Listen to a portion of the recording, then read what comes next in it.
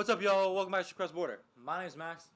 I'm here with Chris, my ex-teammate, current roommate. Can we remove that from now on? I think they got the point that I no longer am your teammate. So it's kind of just twisting the knife at this point.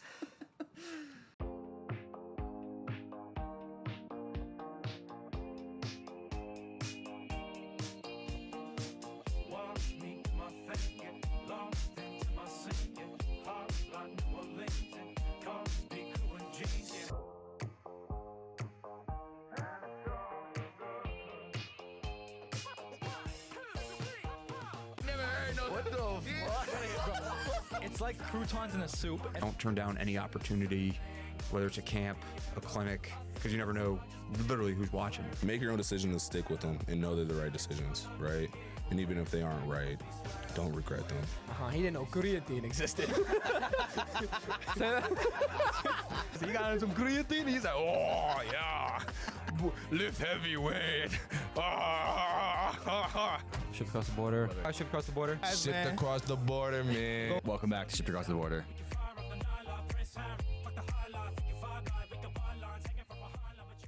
So, me and Chris are currently shipped farther across the border at Our Lady of the Elms College, another NCAA D3 school. With a questionable in name. Springfield, Massachusetts. Chicopee, to be exact. Chicopee, Massachusetts. So, in like about an hour and a half, 2 hours from Boston. Wouldn't know. Never looked. And yeah, it's definitely been an eventful first 2-3 weeks, especially for You the guy can to my say left. that again. And yeah, so I'm playing here. The plan is to play here and kind of just take everything I learned from Madai, all the experience, all the lessons, all the hard work that I put in, and kind of take that experience and bring it to a new team, and obviously like adapt to the new system and the new play style and new plays and new teammates, everything, but kind of just take what I learned as being a transfer student as opposed to a incoming freshman. I have this bar kind of level of experience and just with terminology and with like, I don't even know what you call it. What Just like terminology? terminology like ice or like whatever, like things that maybe you didn't run in high school, and just like where to be on the court and a little bit more just like, I guess, knowledge and skill, I guess. And I've definitely put on like, what, 25 pounds since the beginning of last year? Yo, by the way, I had a friend. This is a crazy thing, right? I had a friend, because we had a podcast where we talked about how you gain muscle in the off season, and I don't know if you misworded it or if he misheard it or something happened, but back in Andover, Ontario, he came up to me and he's like, yo, I listened to one of your podcasts. There's no way in hell that guy gained 25 pounds of muscle. There's just not a hope in hell. 25 pounds without gaining too much body fat. Reword. But yeah, so going to be a good year, hopefully. Last year, the team joined a new conference similar to our first year at Madai, and kind of when you join a new conference, you don't really know what to expect, and when you go from a not as deep, not as talented, not as physical conference to a top conference where there's like 2-3 tournament teams perennially like every year, then you tend to struggle, and it's kind of to be like So what was their record before they entered this new conference? I don't know what their record was, but I know if you look it up, like there's like tons of like winning seasons and championships and like NACC or whatever conference they were in before. Championships, like they were perennially a pretty good program, and then they went into a new conference and struggled, and I think that the coach brought back, like, I mean, they have some guys graduate, and there's obviously like turnover every year, but coach and it's like some returners, some solid returners from last year, a lot of guys who were in the rotation, and like 7 or 8 transfers, and it's a few freshmen. I think we got a good group this year and a lot of good guys. I'm excited to keep getting to work. We've been playing in open gyms, and open gyms are very competitive, and just hanging around the guys, and it just seems like it's going to be... Maybe too much so at some It point. gets a little competitive. It definitely gets a little competitive sometimes, but it's all in... I don't want to say good fun, but it's all in like competition. It's all in the name of love. It's everybody. It's because you love the game. It's all in like wanting to win. So it's definitely been a good environment. I'm definitely excited to keep working. I'm definitely been keep doing my thing, keep working, keep lifting, and I'm excited to just get everything started in a few weeks because start date's October 15th. Yeah, I just lift heavy circles now. That's pretty much... Yeah, Chris has become a lame. A what? A lame. No, but like, I'm just diesel Yeah, now. talk about what you're doing. Talk about what you're Bro, I'm playing. just And then we'll get into like kind of the bulk of the episode. diesel.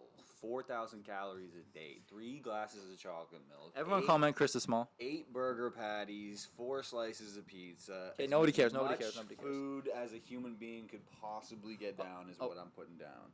Don't worry about it. It's fine. Yeah. So basically, one of the things that's like excellent about our new school compared to Madai, which I didn't realize at the time. Didn't you know this was a thing? Yeah, but the dining hall, and some people who like go to bigger schools can be like, Probably the same. but they're just used to that. But like an infinite dining hall, so you can just walk in, swipe, and like I can have as many cookies. Most as of the many- time, maybe this is on the anything low. I Maybe want. we're like snitching right now, but most of the time you don't even really have to swipe because there's nobody ever there. So you just walk by and get your food. Yeah, and it's no one probably like a says little bit of anything. an honor system, but also like everybody's paying. To I be mean, here. I've always swiped. I mean, it but is a today small we did see private- a calm 8 people. It is a did private not school where swipe. everybody's paying to be here, so I probably like allow some people maybe a meal once or twice if you're paying 5 digits to come to the school. But yeah, it's been a good time. A lot of food's definitely decent, which is a huge part, especially living away from home and not we live in a we're living in a traditional dorm where we can't cook, but you can have unlimited food. So Chris has definitely been taking Technically, we could advantage of cook that. If I had Yeah, a we could car, cook. which I don't. Yeah, well, we'll get into that in a second. Chris has definitely been taking advantage of that and eating like an absolute pig. And You can just say you're smaller than me. Just tell the people. Tell the people how much lighter you are than me, though. I am 25 pounds lighter than Chris and can bench Oh shit! 25 pounds more than him. Who looks better naked? Pause. Yeah, we're taking that shit out. We're definitely taking that out. We're definitely taking that out. Oh my god, I hate when he makes me cut things. You guys. Because no one's ever gonna know what you guys- look like. you naked.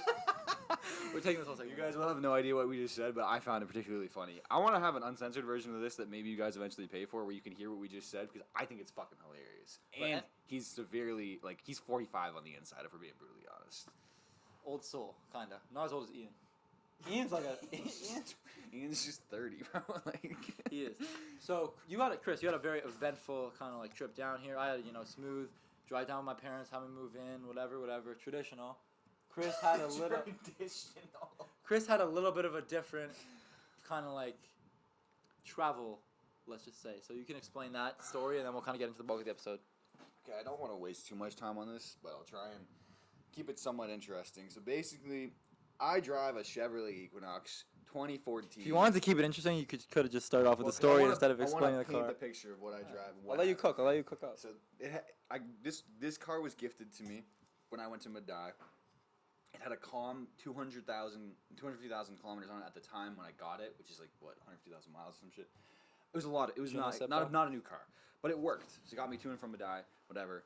And basically, the morning that I was supposed to leave at like 6 a.m., I got all my stuff together, threw it in the car, put some gas in it, and then we have a gas tank at our house, whatever. But I put some gas in it, and then I drove out to the end of my laneway, and it stalled, which has never really happened before. So I didn't really know how to react, but I was already like 4 days behind when I was supposed to get there.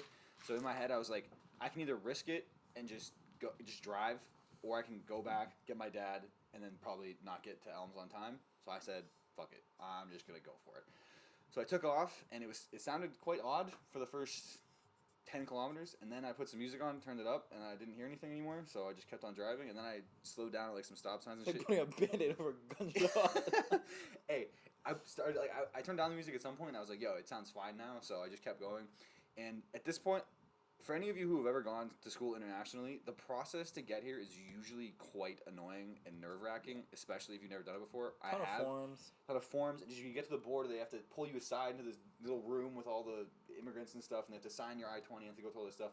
First time I went through with Buffalo, no problems. Second time, same thing, no problems. Literally could not have been any faster. Like I got in there, sat there for 5 minutes. Yeah, now that I think about it, it was very. Dude, it was- going to Buffalo. I had to like get out of the car, go into the thing, wait there for 30 minutes. Yeah, I talk didn't, to somebody. I didn't have to wait that long this time either. I had to wait like 5 minutes. I guess it's because it's like not very common for somebody. Did they to tell be you what the like- thing? When I went up to the thing, they said that Elms did it properly, and they were like, they definitely like went through the I-20 process properly, so this was gonna be faster for you. Whatever, not important. Well, that's also one of the things that I noticed at Elms is like, not saying Madai wasn't like a Proper school. proper school, but there was a lot of like definitely more etiquette. yeah, there's a lot more etiquette here. Like I had my F1 or like my I-20 or my visa.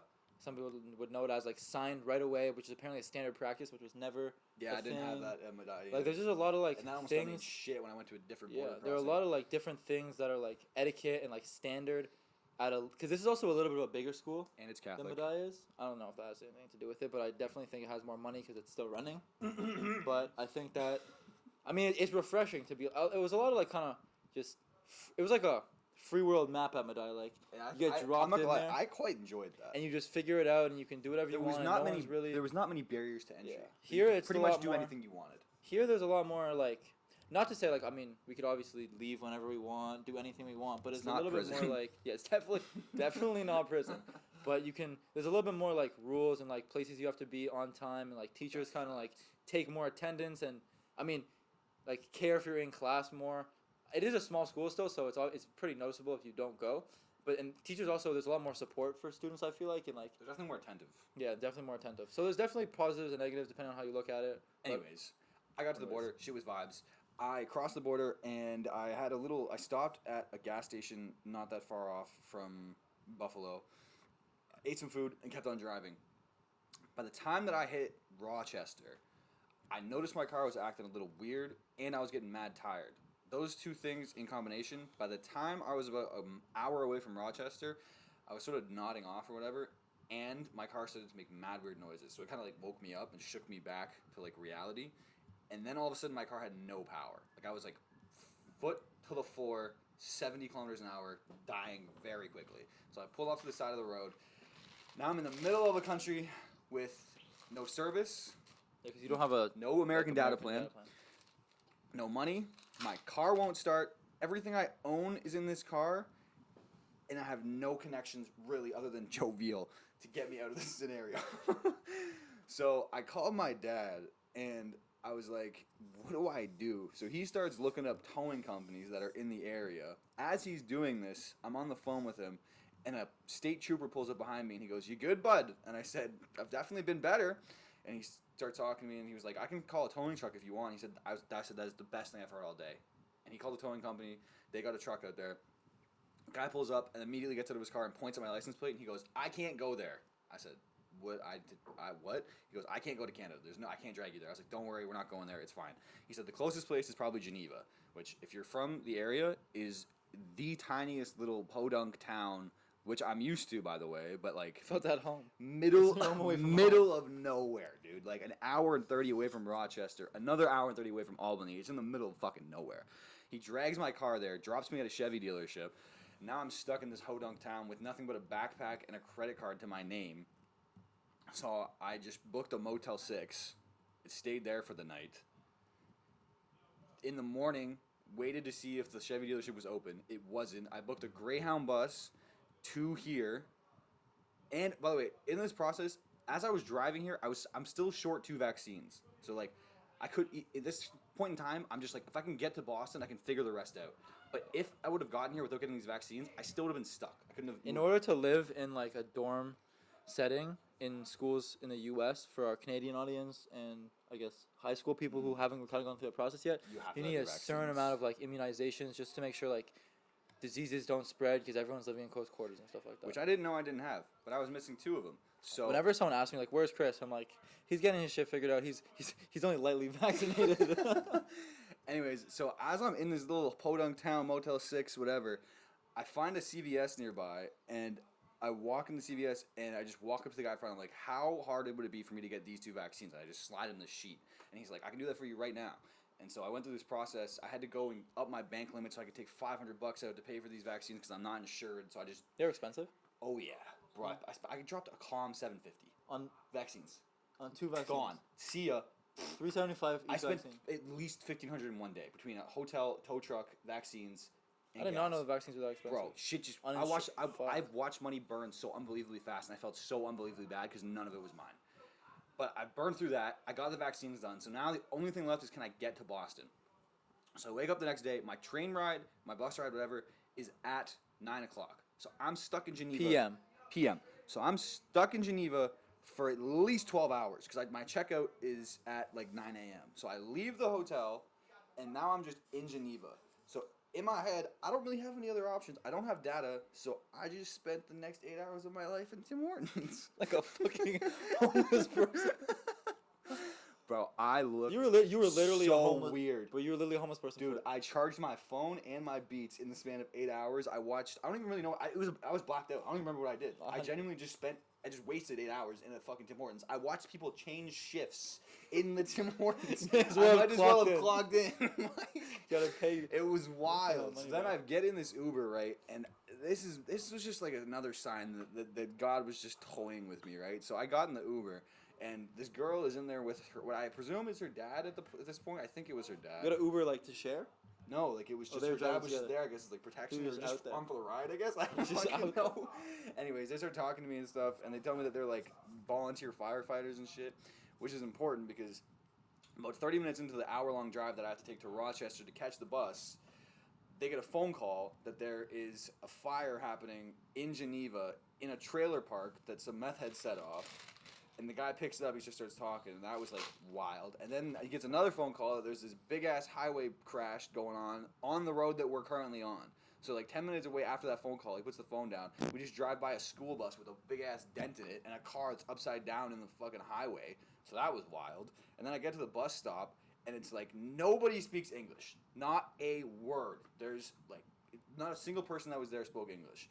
I watched the guy get off the bus, walk over to a pile of trash, throw a cup from what I think was A&W and a bag into this pile of trash, look at me and just go, and walked away. This is just, there was so many little events that were just like, what is happening right now? And then I spent 5 hours, so the bus couldn't go straight to here. It had to go down to New York City and then up to here. So I spent 10 hours on a bus. Overnight. Oh You were my literally homeless for 2 days. Bro, it was so not fun. But I drove down to New York City, get to the bus stop, get off my bus, 45-minute layover for the next bus. So now I'm just chilling in another... At like, what, 4 a.m.? Yeah, calm 4 a.m., middle of New York City. Everything smells like piss. So I'm just chilling, and there's like homeless people walking around the bus station. There's a guy beside me that's like picking at a wall. I was like, why me? You were at The home. whole time I was like, why me? You were definitely at home. I get on this next bus, right? We're in the middle of nowhere. New York City, not middle of nowhere, but like, I don't know where I am. I'm sitting in my, so I get on the bus, right? I'm like looking at my ticket. It says 8A. Be careful how you like word this shit. 8A. I walk by, I'm going 7, 8. I look at my seat, I look down. In the seat beside me, there's a child. In my seat is the child's mother. Now, I'm not a confrontational person in general, but in this scenario, there's no way in hell I was about to tell a mother and her child to get out of my seat. So I sit behind them, one seat behind them, which I didn't think was going to cause any issues. Next thing I know, I have my headphones in, trying to listen to David Cho's podcast on Joe Rogan. I'm sort of nodding off, and I see this super tatted, bald lady, hoop earrings, super Bostoned out, baggy clothes, Jordan 1s, get on the bus. I see her start examining the seat. She's going down. 5, 6, 7, 8, 9. She gets to my seat, stops, stares me in the eyes, and in a thick Boston accent goes, "You're in my seat." So I was like, all right. I get up. She sits in my seat. I sit beside her. This shouldn't be an issue. I plug my phone in, and then we take off. 30 minutes into the drive, I adjust myself. Swear to God, it was like this much. I turned that much to just get a little more comfortable. She wheeled around, looked me in the eyes, and said, "You're good the way you are. You don't need to move." So now I'm like, dude, I'm not really about to spend 4 hours with this bitch. Like, I can't deal with this. So another... Did you sleep at all on the bus? Not in that seat. So 20 minutes goes by again, and this guy, I feel a tap on my shoulder. And I turn around, I'm still like half dazed. And this guy behind me, absolute G, just has his phone turned towards me. And it says on the phone in his notes app, it just says, 3 seats behind you, there's an open row, go back there and get out of that seat. I literally dapped him up so unbelievably fast, got out of that seat, went back there, seat all to myself. Bro, if magically somehow that guy sees this, which is basically impossible. Come on the show. Come on the show, and he definitely didn't look very athletic, but he absolute W-mans. And I went back there, and there was this dude on the phone with one of his buddies from New York, heavy New York accent. He had smelled like BO. That was not good. But like other than that, vibes. Got to the train station in Boston. Had to get him call me an Uber because I don't have data in the country. And finally, after a calm 48 hours, I arrive on campus. And now we're sort of out of the hellhole. Kinda, for now. That's how I got here. Then Chris comes carrying his gym bag and his backpack with these dumbass glasses on that he has right now. I decided last second that I was going to wear like these. BO, piss. You're fucking lying. Dude, you smell like ass, bro. With Lies. literally nothing. And he takes out literally the most irrelevant shit in the entire world. His 10 essentials are like the most, like a box of Kleenex. No, I wish I could turn the Bro, camera and show you 4 guys. pairs of underwear. I'll show you my essentials. They're on that shelf right there. It's melatonin, vitamin D3, zinc, creatine, and pre-workout. Calm, done, And over 4 with. pairs of underwear. That was a bad call. I'm not gonna No lie. pillow, no sheet. Oh, and a toothbrush. I had a toothbrush. That happened. No face wash, no pillow, no sheets, no blanket. We made it work. But we definitely made We it made work. it work. Definitely made it work. We're And now here. we're out here. And now it is technically, and it's tryout season. That's a fact. And I've been told to try out by multiple people. Am I going to? Chris decided he wasn't playing before We Madai went shut over down. this. I made an episode about it. It's called I Quit Basketball. It did pretty good. But we might not quit basketball. We might bounce back. Because there's a lot of I don't know. the way it works, I feel like it's very common amongst a lot of D3s is like, so you have the guys who were returning from last year, you have the incoming freshmen who were recruited, you have the transfers who were recruited through the portal, and then you have maybe guys who let the coach know that they are coming to the school and are interested to try. And he said you can come and try out, and there's just guys who just hoop and come to the school and want to try out. So there's a good mix of people of all different levels, and at our open gyms, and like sometimes on the high end there's been like upwards of 30, but I think Chris definitely has a shot at making the team. I think there's a handful of the guys that are walking on that he's definitely better than. Obviously, In the most respectful way stronger possible. In the most respectful way possible. I think I could make it. It just comes down to like, do I really want to go through this process for another 9 months? And in my head, I can't rationalize a world where I see myself hooping again. Like, I want to hoop. I want to be around basketball, but I don't know if I want to be in it like that. literally the most insane thing though. So today, everyone who's like, I guess on the roster, we all got an email. This makes no sense. We all got an email about a concussion testing. Like it's like because it's mandatory by the school and Protocol. by the NCAA. It's protocol. We had that at Madai as well, right? Yep. And so you have to pass that in order to be cleared for the first practice or tryout or however it goes. And somehow, some way, Chris was on that email chain with like everybody else who's in the group chat and has been at the NCAA compliance meetings and like Yeah, I haven't been to a single meeting, by the way. Everything. So like, I Like, haven't talked to the just with coach. the guys on the team. I've interacted with very few guys on the team on a somewhat regular basis, and I haven't gone to any of those meetings. So the only way that I ended up on that email list, there's 3, right? So there's the first one, which was a misclick that they somehow, out of all the people in the school, accidentally added the ex-Madai college basketball player to that group chat. 2, somehow through the grapevine, because we did talk about how you said like to a few guys in that the I weight might- room. that Yeah, I in the might weight try room. out. We were in the weight So room. we were talking maybe about through the grapevine, it made its way up to the coach, and then he just added me out of courtesy, or he thinks that I'm a top, whatever. Or the third option, which I think is the one we're going with, God wants me to play basketball. that. So we're definitely gonna. You're definitely gonna. I'm considering it, but I'm Consider so deep in bodybuilding now. Pause. That I would have to lose a legitimate 10 pounds of muscle to be serviceable right now. Yeah. And if It that just happens, I kinda might depend on cry. Which way you want to go. I might cry if I watch that happen. Also, I think like if you commit to playing this year, like you gotta commit to playing for the next 3. It's not like that's what I'm saying. that's too, stupid so- just to stop all of your progress for 1 year and Yeah. maybe not even enjoy it, maybe not even like reach the goals that you want to do. Like if you commit to doing it, you commit to This is doing what it for the I'm rest of saying, college. like, I think. this is like it's a complete crossroads. Like I either have to choose bodybuilding and podcasting and making content, or I have to choose basketball and podcasting and content, which is like. So basically, just basketball and bodybuilding. But I like to emphasize the fact that if I am just bodybuilding, the content's gonna be better. It's gonna come out more frequently, and Yeah. it's gonna be of higher quality. So like. Yeah, because it's less time consuming. Exactly, and one of us is not in the basket, like, it's not in it. So, like, Yeah. you only need to be here for the episodes, and then I can figure the rest out. Whereas if, like, we're both in the basketball thing, balancing Less that is time, just yeah. a problem. For sure. So, like, I don't know, guys. It's so. Leave a comment what you think Chris should do. If any, I mean, yeah, fuck it. Leave a comment. Tell me what you guys should do. Hit me up personally too. What you guys think I should do? DM us on Instagram at SATB_pod. Let us know what you think. Ask us some TikTok, questions. Shipped Across the Border. YouTube, Shipped Across the Border.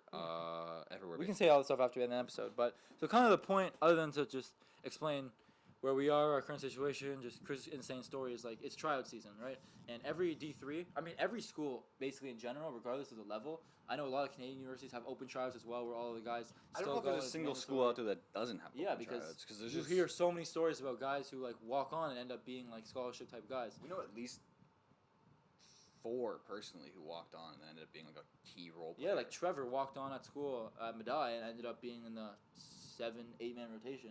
like a playing- six man defensively for yeah, the for team sure, for the last year that 100%. he was there. He was definitely playing like on offense, defense, and stuff like that, and had a pretty solid career as a walk on. So every school has that. But if you're in high school, it's tryout season. If you're playing fall AAU and stuff like that, definitely tryout season. And so for us try seeing as well. So kind of just want to explain to you guys what it kind of looks like for me and maybe potentially Chris in whatever decision he makes next few weeks, and then kind of give you guys some advice. So kind of what it's looking like now, we kind of play open gym, I would say. Pretty much every. Yeah, I'd say like 6 times a week. But I play as much as I can, but I would say I probably play out of the 6 like 4, I would say.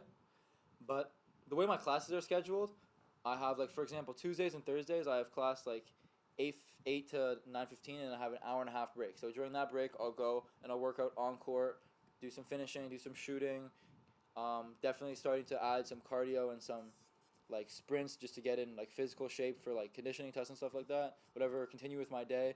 And then if it's a day that I'm lifting or not, because I lift every other day, how it's going right now because I'm doing full body, then I'll lift after class and then I'll kind of chill for a bit. And usually our runs are at night. Today they were like 7:30 to 9. Usually they're like 5 to 7, 7 to 9, depending on the volleyball and girls basketball schedules.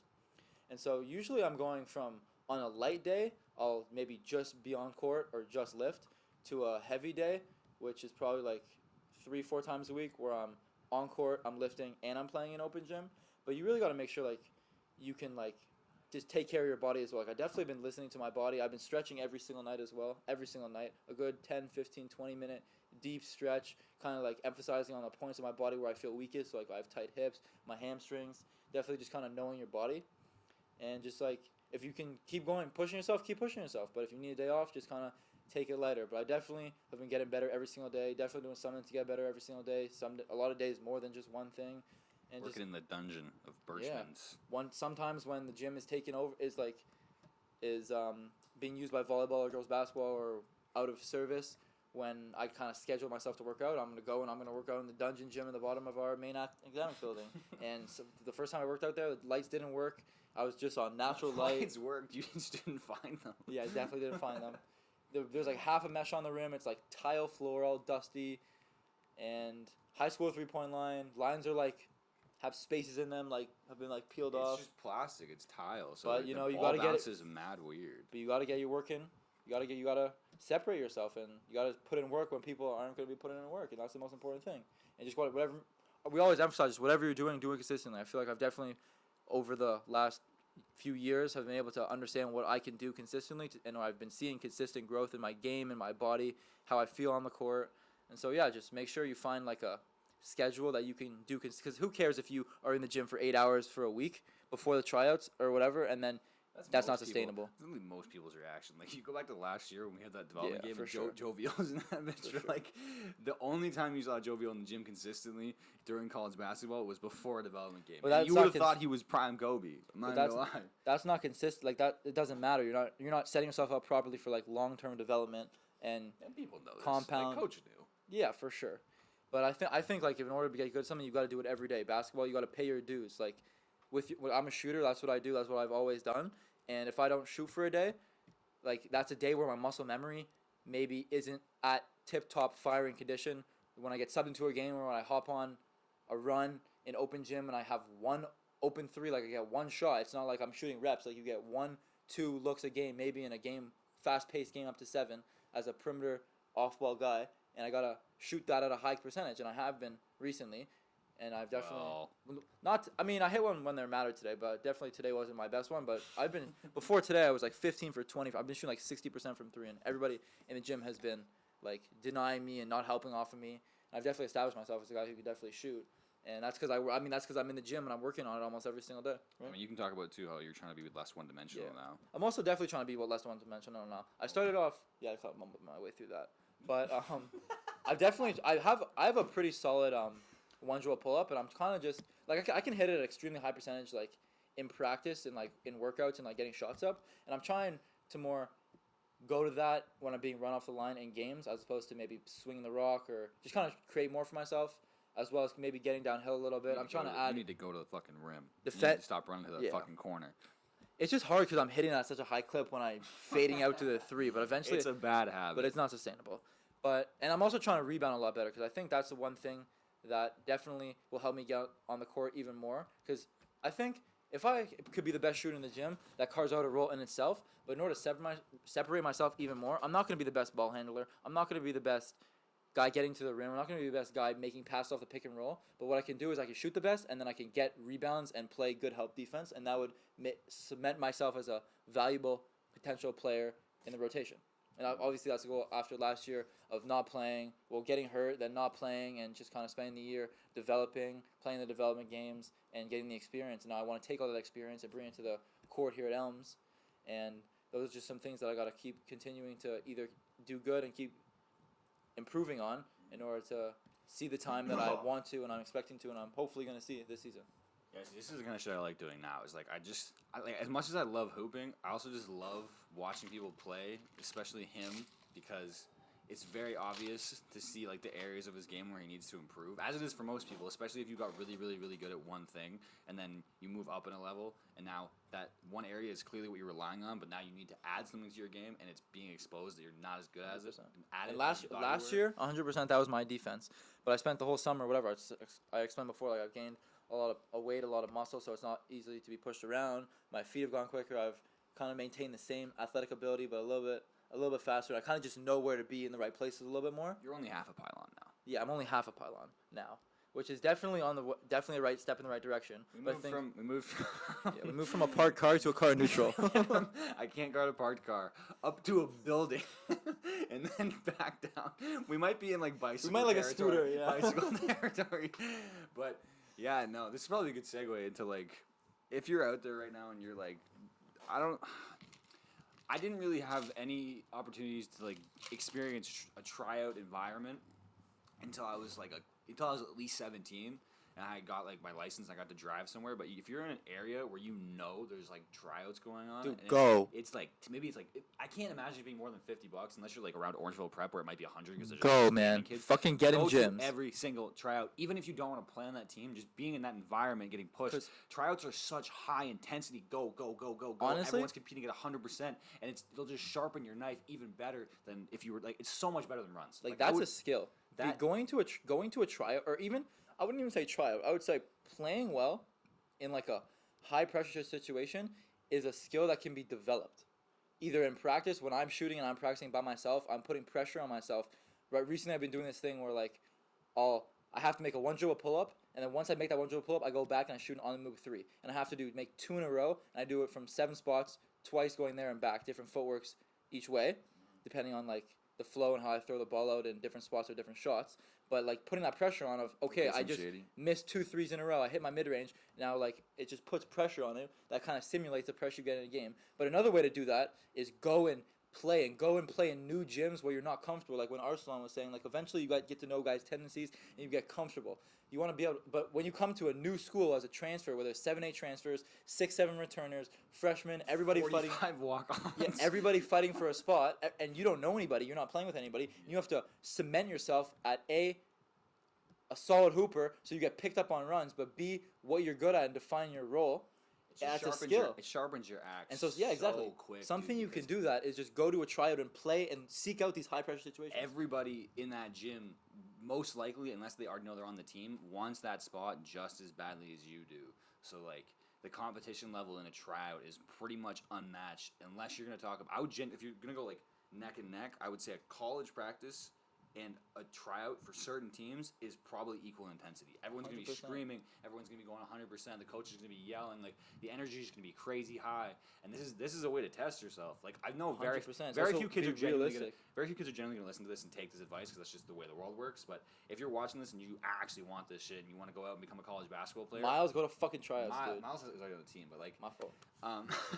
Even if you are on the team, I would still go out and try out for other teams just because it's gonna sharpen your axe so unbelievably fast compared to like casual runs where you come. You also like do a make couple connections. games You also like make connections too, and it's just like it's gonna teach you so much more about the game because there's very few environments where everyone is genuinely emotionally invested. Like you know how rare it is, and this is a feeling that I've gotten playing basketball a lot. Is like when everyone goes to runs, like everyone in your area goes to runs, and everyone's clearly on their shit. Because you want to prove yourself, you want to cement yourself, you want to leave there thinking, damn, not only did I just kill, I just got buckets, but now everyone, like, you cement yourself as, like, one of the better players in your area. That's a good-ass fucking feeling. Everybody's chasing that feeling. Everyone's chasing that, I don't want to say clout, but that, like, title and that like reputation and Well, it just respect. builds so much fucking confidence. You know Yeah, you can play in for any sure. gym with any player. Yeah. And like they're all going at your neck. But also, it's especially if you're good actually quality frying someone. basketball. Like something in our open gyms is like there's a lot of like me as a system guy, come off screens and shoot, catch and shoot shots. Like I'm not coming and taking a lot of dribbles into shots, right? Like I'm not taking step backs, hezzies, or anything. But there's a lot of like one-dimensional kind of basketball and like ISO going on in open gyms. That's not just at our open gym. That's in every open gym because again, like there's no structure. Guys are just trying to score. Guys are trying to get theirs. But in a tryout, when there's coaches, It's almost always structured. it's always structured. You're always playing out of different reads. You're learning, and you can really see who's going to be good in a system. You can really test yourself and compete against other guys, and maybe there are guys who are for sure going to be on the team, but just go and find and seek opportunities and seek tryouts, and you never know what's going to come. And you just got to sharpen that blade of playing well when the pressure's on. That's gonna help you so in so many other areas too. Is like there's certain hoopers you can just tell by the way that they carry themselves from the moment they step on the court to the first shot they take to everything. Is like when you've been in this game. I'm not gonna say as long as I have, but like I've been around the game a decent amount now, so I have a pretty good feeling of like you can just pick out the guys who mentally just look like they're tougher and they feel like they can play in any gym, and you can just see that from the first couple of dribbles. You can fake that. Like you can, if you watch enough of those guys and you watch yourself back and you watch what you're doing with the ball and everything, you can steal a lot of their body language, a lot of their shit. I'm not gonna say trick, but like it's just a little hack you could use if you're really fucking psycho like that on some Kobe Bryant shit. Like you can use that to get onto certain teams, get into gyms where you might not belong there, but you just got there because it looked from the outside looking in like you were a better player than you actually were. A lot of it's also like the eye test because the tryout's like what 1, 2, 3, maybe even days. So you can't You really don't have a lot of looks. You don't have a ton of looks. So if you're moving around properly, even if like you're just spotting up, making consistently open shots, playing decent defense, and you're just doing nothing, but you're not doing anything bad, and you're just moving around like you belong to be there, and you're confident in yourself, and you know what's going on, that gives you a significantly higher, and you're working hard, obviously, which is something we'll get into, gives you a significantly higher chance to being on making that team. It takes a coach, no shit. If I was a coach, and what I've seen from coaches, it takes a coach probably, I don't even know, this might be over 3 to 5 minutes to really look at you, break you down, inside and out, like figure out what kind of player you are and if he wants you on his team. Also, if you've been in the scenario, you've had a really, really good tryout, and you haven't made the team, and somebody who maybe didn't have a good tryout made the team, this is the type of things that we're talking about because you're not going to have a good day every day. You're not going to... Some people, out on my Stephen Lewis, grade 10 or grade 11 varsity team, one dude came in, and it was his guard just killing. Never made the team before, never played high school basketball, didn't play junior, didn't play senior, now he didn't play like varsity, now he's a senior, coming in, killing, hitting shots, hitting tough shots, creating, playing really well. But he didn't make the team because obviously he had a really good day, and he can't really he can't do that in a system, and he can't replicate that consistently. And so he doesn't just move like didn't move like a basketball player. Like he had a good day, yes, but it's hard to have consistently good days when you don't move in the right way and you don't like. Everyone can get hot. You know what I mean? Like, Exactly. So in order to kind of create that baseline, you got to be able to handle yourself and move around and in like a certain uniform way. So I don't know how to explain it, but like There's just body. If you're a coach and you've been around the game long enough, you just know what you're looking for in terms of players. And this is another thing too. If you want to go deeper into like why you should go to tryouts right now, even if you don't care about being on the team, is like it'll just teach you to deal with rejection, which you're going to be dealing with for your entire basketball career. Because like that guy who's frying, you might be the best player in the gym. You come down and hit a kid with 4, like whatever. Like maybe you're just playing really well in a system, and that day you got really hot, and it's just like you were right with the right players doing runs and everything, and you were just killing, and everything was going your way, and then you still don't make the team. That could just be because they have a point guard that was on the sideline that could fry you. That could just be because he's not looking for your position. That could be a million other things that the reason you didn't make that team. And if you take that to heart, then you're going to go into the next tryout with the wrong energy, and then it's going to fuck you over in the long for sure, run. there's a lot of good lessons. There's a lot of shit you can learn from just going to tryouts, but like again, most of the kids watching this, you're probably not going to do this because you're low-key lazy and you say you want to make college basketball and you don't really want to put in the work. But if you're really about it, tryouts are a gold mine for Knowledge. players who really want to get better. So before we kind of wrap it up, just because it's what do you call it? It's just about to die, honestly. Yeah, everything we have here is about to die. This is Yeah. rickety. We're holding on by the skin of our balls. So we're definitely We're definitely a little out of podcast shape. But just what to do in tryouts. Number 1, be in fucking shape. If there's a conditioning test like we have, kind of trying to figure out what that is before, practice that, and pass that. Like, show that you're one of the best people in shape physically, cardiovascular-wise, Regardless in of general. position. Regardless of position. 2, I would say make open shots. Work on that jumper. Make open shots. You don't want to be known as a guy who can't shoot. Don't overcomplicate shit. So many people overcomplicate shit in tryouts. Like, if you get the ball, first of all, you don't have to shoot it, but just pick your spots. Like, you know where you're good at. You know what you're good at, and the coach knows too. From the minute you pick, like, you grab the ball and you hit it, like, He knows what you look confident in. You may not be able to see it, but you look different amount of confidence shooting different shots based on what you practice, based on what you're good at. You could go 0 for 8 from 3, but if you look confident shooting that bitch, you're gonna be maybe more respected as a shooter than somebody who goes 3 for 8, but kind of is hesitant. You know what I mean? elaborate.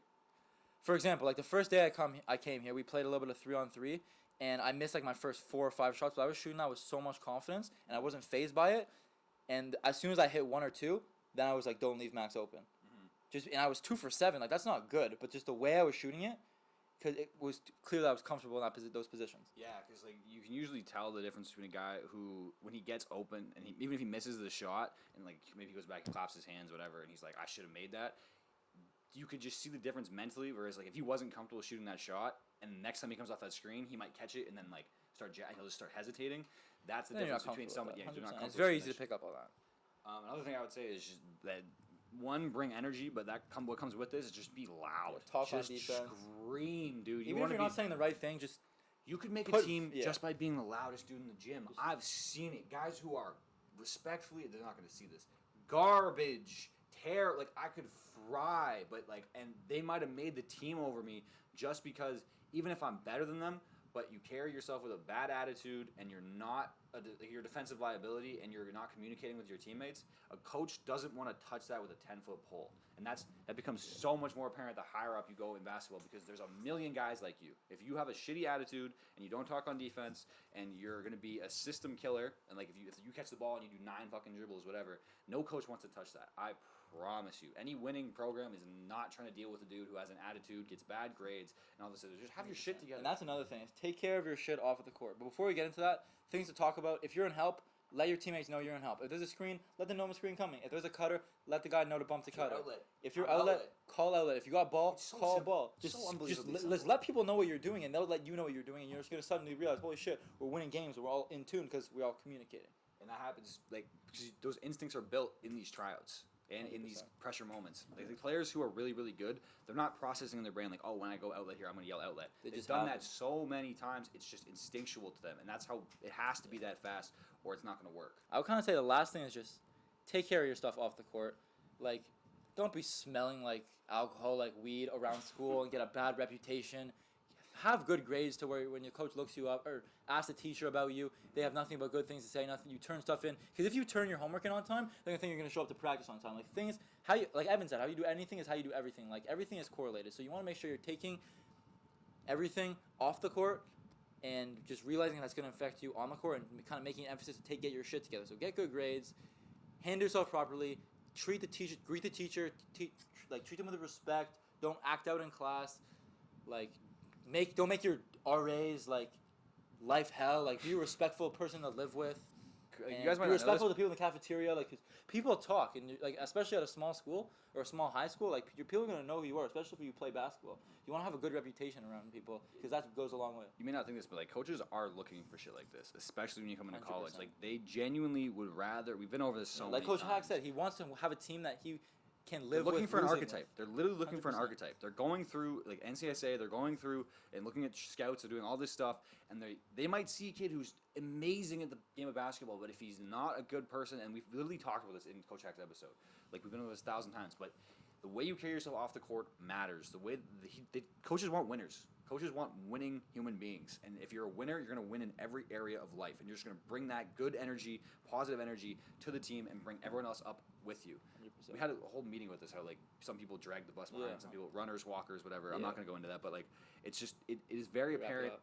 for you to make a team that you could get by just on good energy, Playing well defensively and communicating. and making open shots when you're like just doing what you do. By the way, that last one whatever was it is, not do what you- even really just do what you do. necessary. If you get downhill a few times. If you make good decisions, make good decisions. If you play defense, play defense. You if you don't shoot, have to be shoot. frank. You don't We have to know be this in doing an open gym. The coach is 100%. looking for everything, dude. 100%. But yeah, I think that's all we got for today. We're kind of on a little bit of a time constraint, kind of playing around, seeing how much we can record before our phone dies.